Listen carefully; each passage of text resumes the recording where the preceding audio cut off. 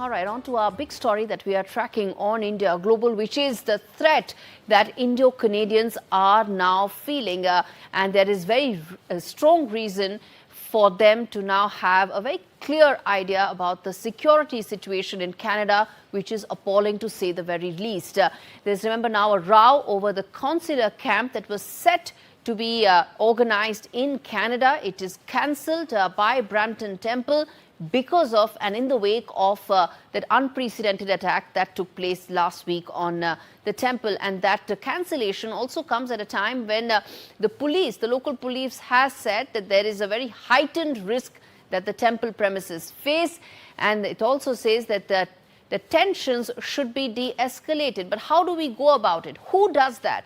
Whose responsibility it is that places of worship are protected and consular activities that are set to provide pensioners access to better services, those get resumed? And how long will this situation remain is our big story today on India Global. And to talk about this in greater detail, I have two very important guests to really understand how long will this situation remain, what can India do, what are the options in front of Indo-Canadians who are there at this position and facing those threats. In fact, Terry Milewski joins me on the broadcast from Canada, and Professor Swaran Singh, who's been, in fact, at Vancouver in the past, been at British Columbia in the past, also joins me on the broadcast. In fact, Terry, let me speak to you first. Let me get your perspective first. The fact that these two events have been cancelled indicates just how volatile the security situation is, and many would believe the unwillingness of the authorities to address that. Well, there is a certain unwillingness. It is, I'm afraid to say, traditional in the case of the Peel Regional Police, which is the police force that issue in this case. Now, I want to explain, first of all, it has to be clear that Justin Trudeau isn't the king of Brampton, Ontario. He doesn't command the local police force. It's not as though the federal government of Canada has been involved in this affair. But there is a long and sad tradition in the Peel Regional Force for, shall we say, treading lightly where Khalistani violence is concerned, and sometimes worse than that. On the other hand, there has been some arrests in these demonstrations, and most recently, a couple of days ago, a gentleman from Sikhs for Justice, which is, as you know, campaigning for a referendum on Sikh independence. He was arrested on a serious charge, assault with a weapon. So it's not as though nothing is being done. However, that's set all of that aside for the moment. The fact remains that this development, having to shut down a planned event for fear of violent riots, it's a black eye for Canada. There's no way around it, because it is the role of the police, to directly answer your question. Exactly. It is the role of the local police to deal with this and make sure that people can carry on their lawful activities in security. It Absolutely. Is not the role of the local police to say, oh, sorry, you can't do this because there might be riots or things might get violence and we may not be able to do anything about it. So exactly. Maybe you should cancel your event or postpone it. That's not good enough, in my view. The police should do much better. Exactly. Professor Singh, come in there. The fact that these events have been cancelled, the fact that the police have said that they cannot hold these right now, and they've said that there is intel inputs indicating a possible attack, all indicate that there is an unwillingness on the part of the establishment and administration to address it.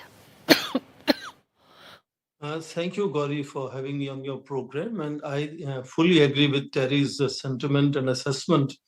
And what is important to underline here is that this cancellation has happened on the assessment of Peel Police. That means in their own assessment, they are not able to provide security to such an event, which means in some sense the state is, shall we say, surrendering to such vociferous movements which are threatening other citizens of Canada or other guests in Canada. who Canadian police says we cannot provide security to. And I think that's not a good assessment of what the world thinks of Canada in that sense. And second point, where I will slightly vary from what Terry was mentioning in terms of autonomy of local police, I think Prime Minister Justin Trudeau is still the Prime Minister of Canada, and I'm sure his sort of inclinations on various issues, if not directly instruct, definitely encourage a certain behavior on the ground in various parts of Then, Canada. how do we then, Professor Singh, how do we then ensure that Indians are safe in Canada? I think we should first respect the sovereignty of Canada and expect that Canadian agencies would ensure that both their citizens, including those of Indian origin, and of course various visitors and people who are on permanent resident in Canada, are provided security, which is the responsibility of the state, Canadian state. And in case this continues to be the situation where the local police is saying we cannot provide protection to the threats that you people face inside Canada, and then I think one has to think beyond what Canada can do in terms of either offering any help that Canada might need in ensuring law and order in their own country, or building certain amount of international collective assessment of how these things should be tackled. And Gaurie, if you allow me, there used to be an assessment of Quebec movement, which often talks about secession from Canada.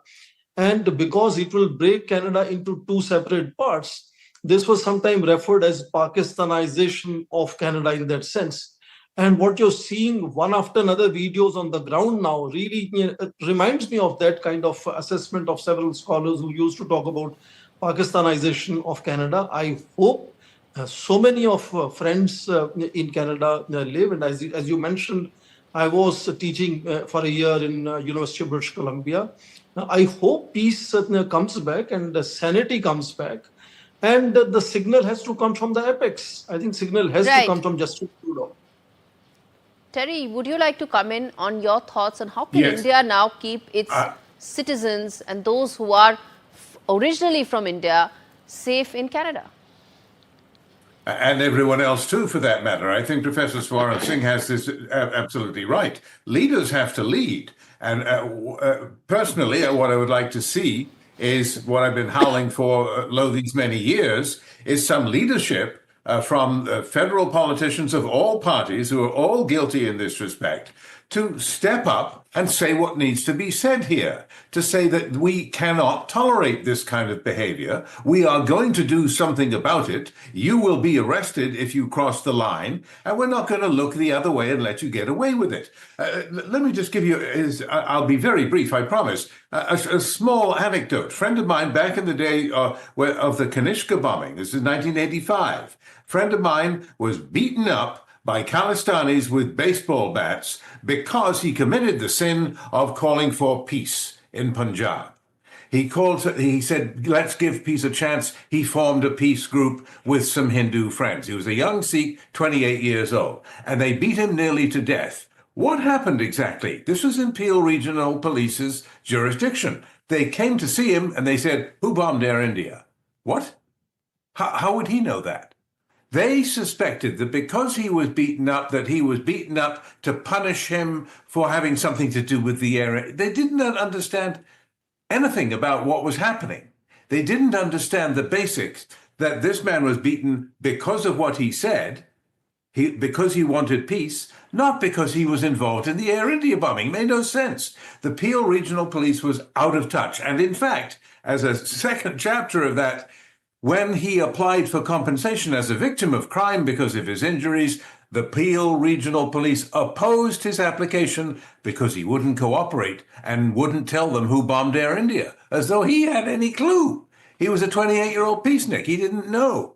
So that is an example of what I call the long history, a long and sad history of looking the other way, getting it wrong, not understanding what's going on. Many politicians in Canada still think that this is a case of Sikhs versus Hindus. They haven't grasped yet that it's a case Khalistan of versus Sikhs Khalistan and Hindus versus against Khalistanis. Yes. That's a different calculation. And they need to understand that, first of all. Terry, one last question I want to ask you, that just Mr. Trudeau's government may be minority, but he's still the Prime Minister.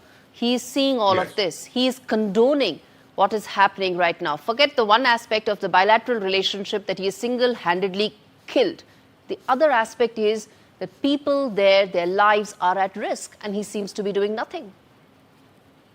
Well, as I said, we have to recall, to be fair, that politicians in Canada are literally not allowed to interfere with local policing, and with good reason. We don't want politicians meddling in local policing and deciding who gets arrested and who doesn't. That way lies what's happening now. We want to avoid that. That's one thing.